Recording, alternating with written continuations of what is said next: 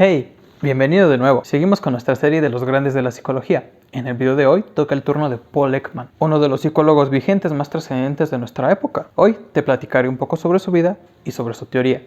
Así que quédate, que ya comenzamos.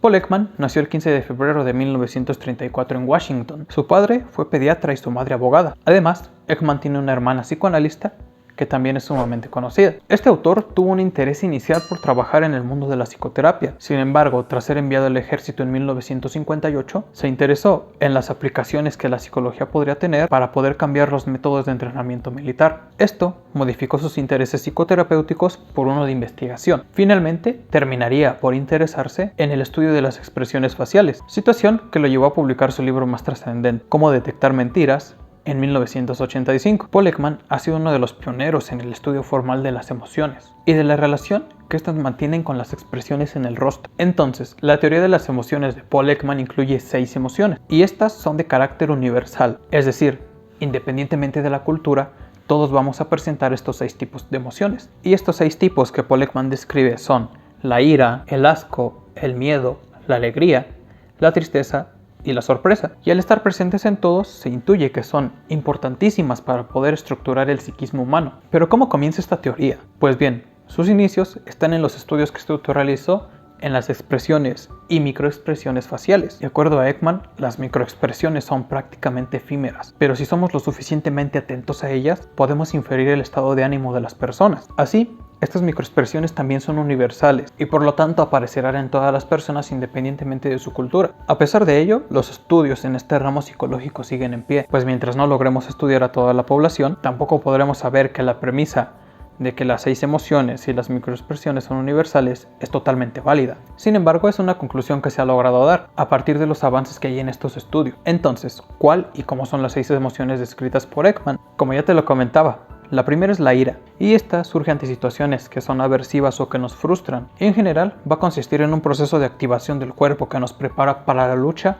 o para la huida, ante situaciones que son amenazantes. Sin embargo, a veces situaciones contextuales, como entornos de alto estrés, pueden detonar la ira aun cuando no haya un peligro latente, y por lo tanto, expresarse en contextos como el hogar o el trabajo. La segunda es el asco, y esta va a tener sus rasgos evolutivos como un mecanismo de defensa que el humano empleaba para poder evitar intoxicarse con determinados alimentos, y se va a expresar aún cuando estamos en contacto con alimentos que son saludables pero que no nos gustan, o cuando percibimos una imagen, un olor o tocamos algo que tiende a ser grotesco para nosotros. El miedo es otra emoción universal y tendrá sus orígenes también como un mecanismo defensivo ante situaciones que tienden a ser peligrosas. Aquí el organismo también tiende a prepararse para una huida, agudizando los sentidos. Pero al igual que en las otras emociones, el miedo puede detonarse por motivos que son de naturaleza irracional, y el ejemplo más claro de esto son las fobias, donde un elemento que muchas veces parece insignificante detona esta emoción. La alegría también está presente de manera universal, y esta va a representar una sensación de bienestar o de placer. Cuando esta emoción se detona, los niveles de ansiedad tienden a decrecer, pero también a nivel de pensamiento va a haber cambios notorios, pues las personas tienden a mostrarse mucho más motivadas y alentadas hacia el futuro. Por si fuera poco, cuando nos inunda la alegría,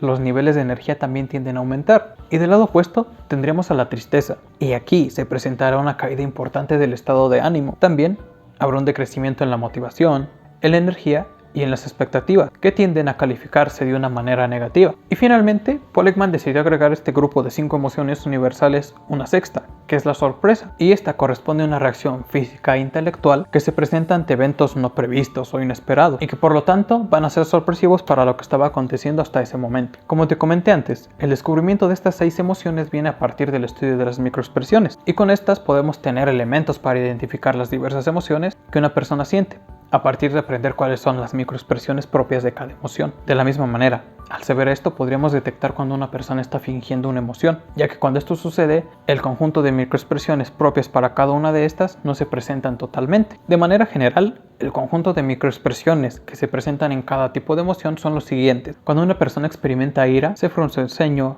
los labios se aprietan y los ojos tienden a incrementar en su brillo. Por su parte, la microexpresión de la felicidad tiende a componerse por arrugas en los extremos exteriores de los ojos, lo que comúnmente conocemos como patas de gallo. También las mejillas se elevan, así como los extremos de los labios, lo que terminará por influir en que los ojos tienden a cerrarse un poco. En el caso de la tristeza, las microexpresiones tienden a manifestarse con párpados caídos, con boca recta o curveada hacia abajo y en algunas ocasiones ceño fruncido y levantado. Para el asco vemos cambios principalmente en la nariz, ya que esta tiende a arrugarse y en consecuencia el labio superior también tenderá a elevarse. Cuando experimentamos sorpresa, las cejas se elevan en gran medida, los ojos se abren más de lo normal y con la boca la tendencia también es a abrirse. Y finalmente, con el miedo, los párpados superiores se elevan muchísimo y los párpados inferiores permanecen muy tensos. Las cejas tienden a elevarse y a juntarse, y en el caso de los labios lo común es que se alarguen hacia atrás y las mejillas tenderán a encogerse. Y bien, hasta aquí el video de hoy, espero que te haya sido de interés.